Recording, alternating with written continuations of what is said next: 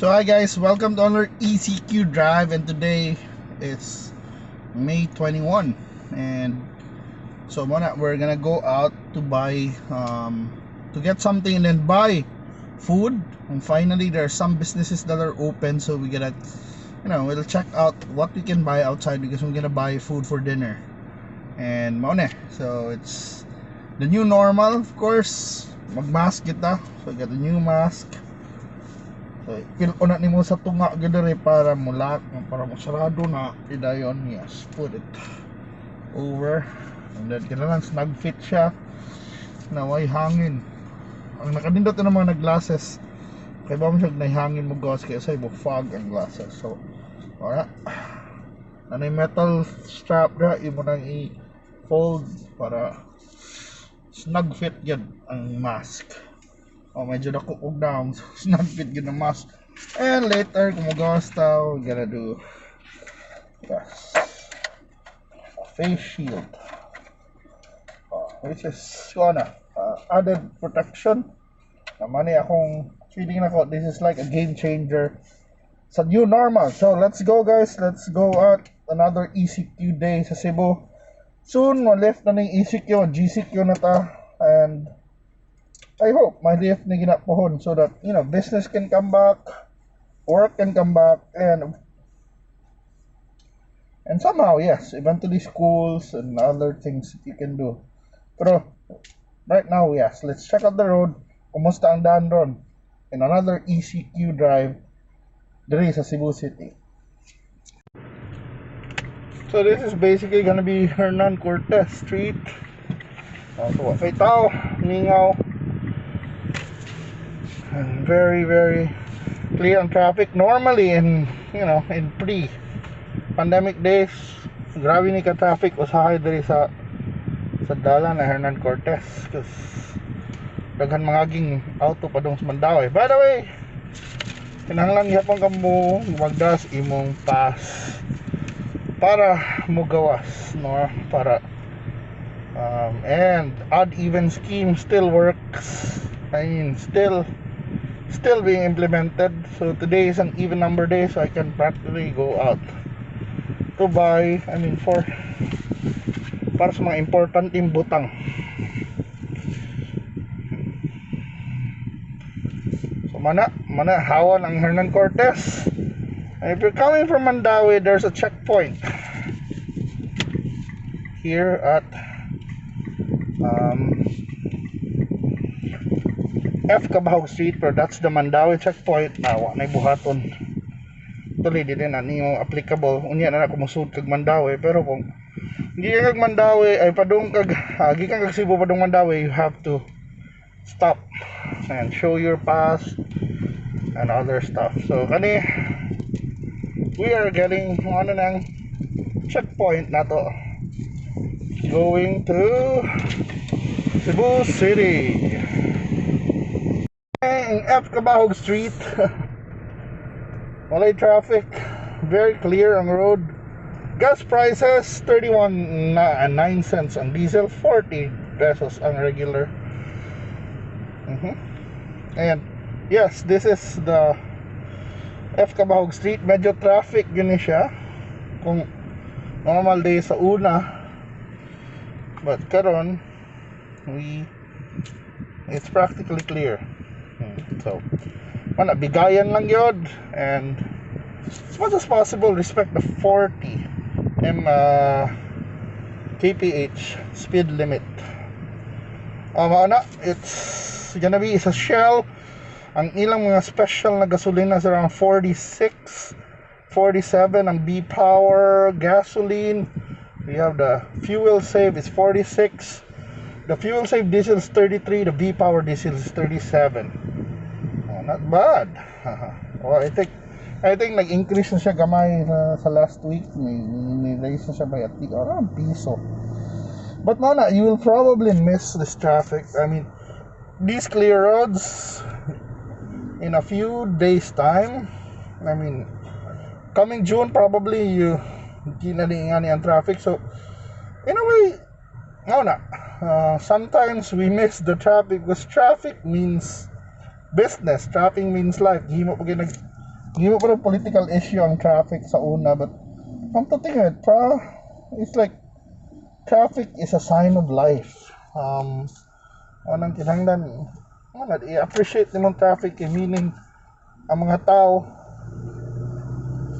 meaning traffic means business is moving, there are goods to deliver, there are people going to work, there's activity.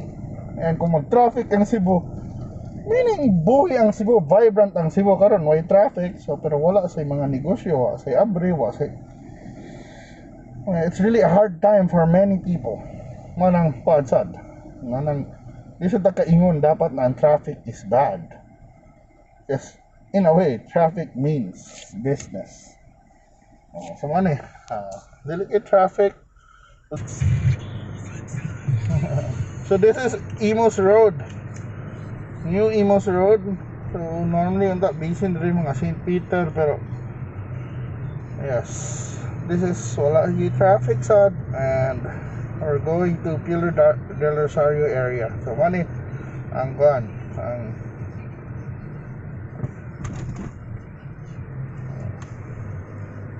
so barangay Dayas na tao. Welcome to barangay Dayas, and where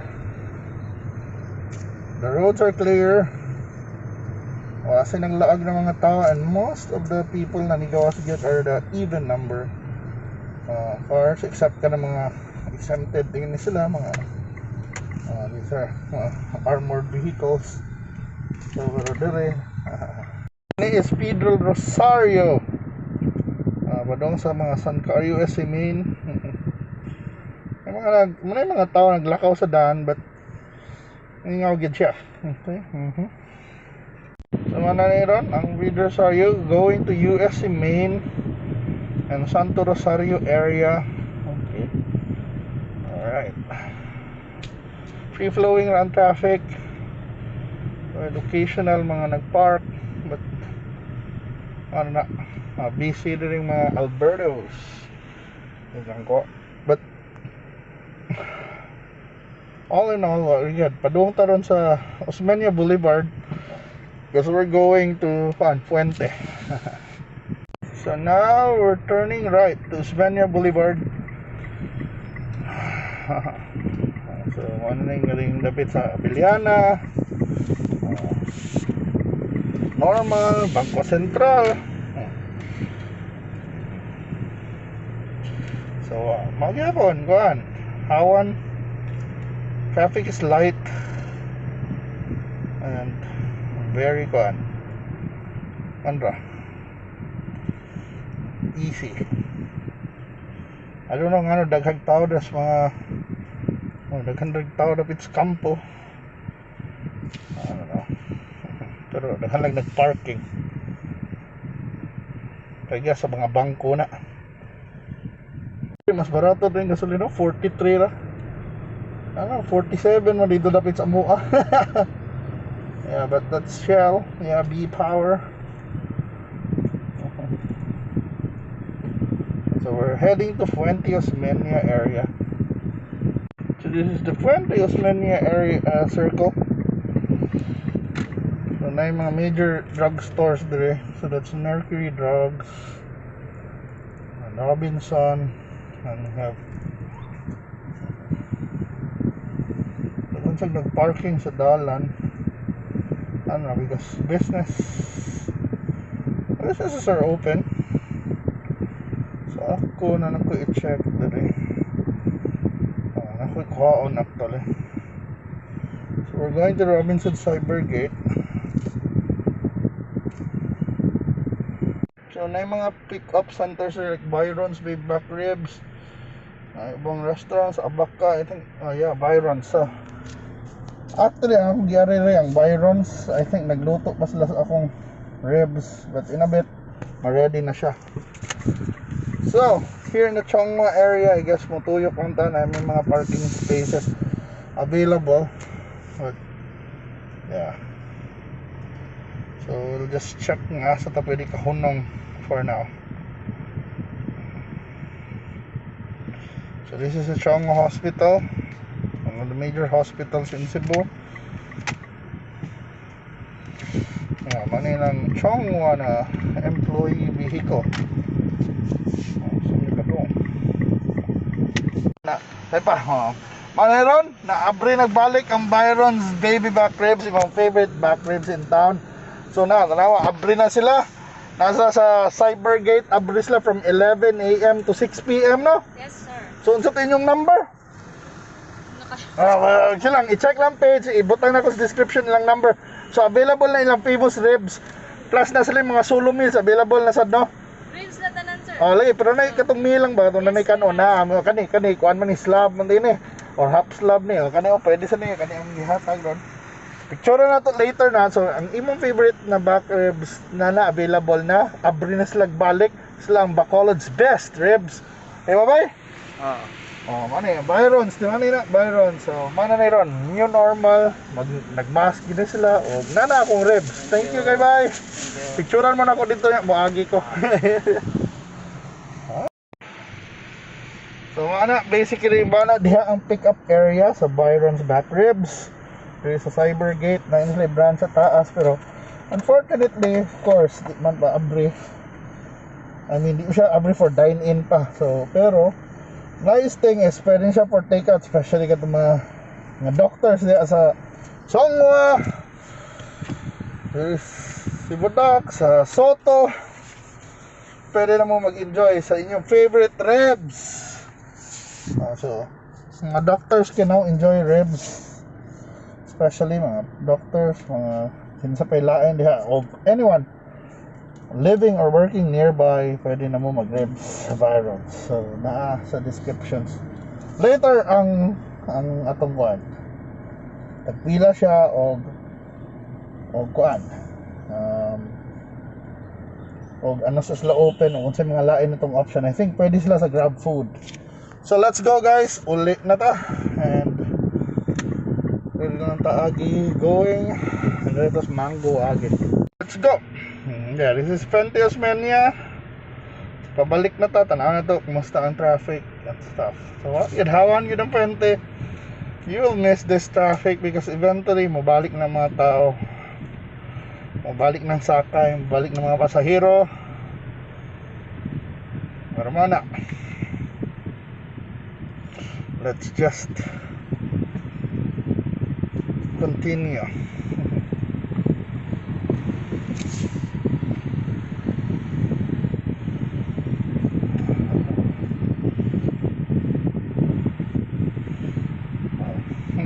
So gyapon ng G-walking.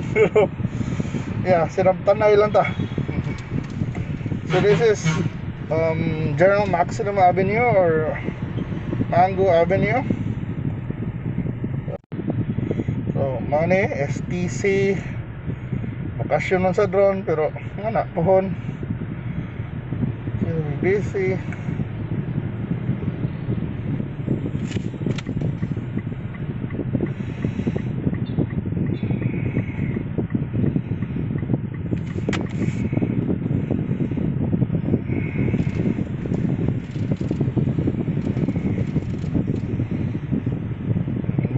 Mag-traffic lagamay kung night traffic light, but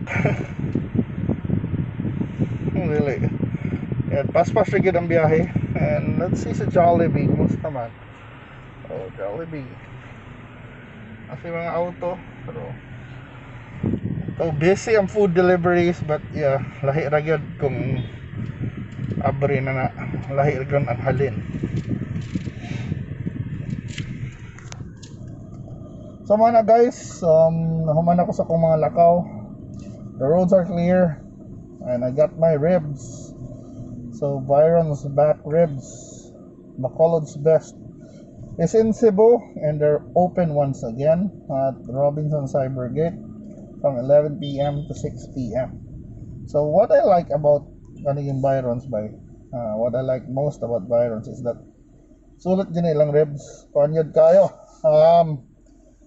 Dako kayo, yeah, for that price. At bad, humok pagid na. Very tender meat, very flavorful. I love their sauces as well. Pero let's see later, ato gining tilawan, kaya lang nga naman, ato gining tilawan ang Byron's ribs unya. And as requested by one of my followers na si Romeo Borromeo, ano na to ba kaon ba tayo wearing our face shield. Tanaw na to.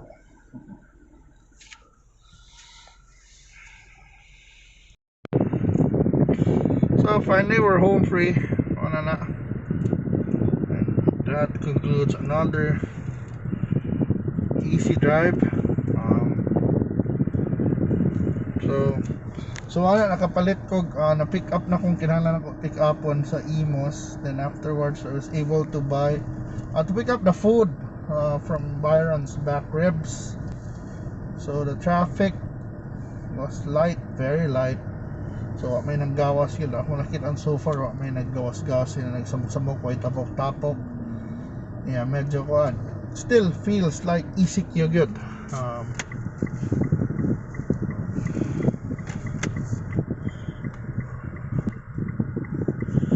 This one na.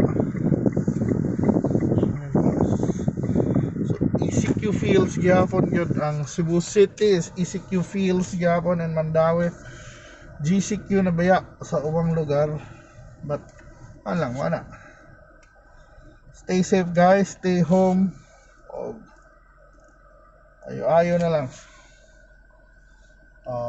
And thank you so much for watching this another episode of our ECQ Drives.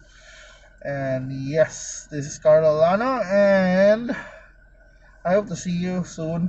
Let's just hope and pray na everything will be over, and you know, the cases will go down, and somehow people can go back to work, and ang businesses balik na sad. So thank you guys, and yes, stay safe lang yun. If you have tips for the new normal, let me know para ako lang suwayan ng imong tips, because so far so good. Mag-mask, mag-shield, those are good tips. And of course, avoid any mga interactions na unnecessary. So thank you so much for watching, and see you. Bye.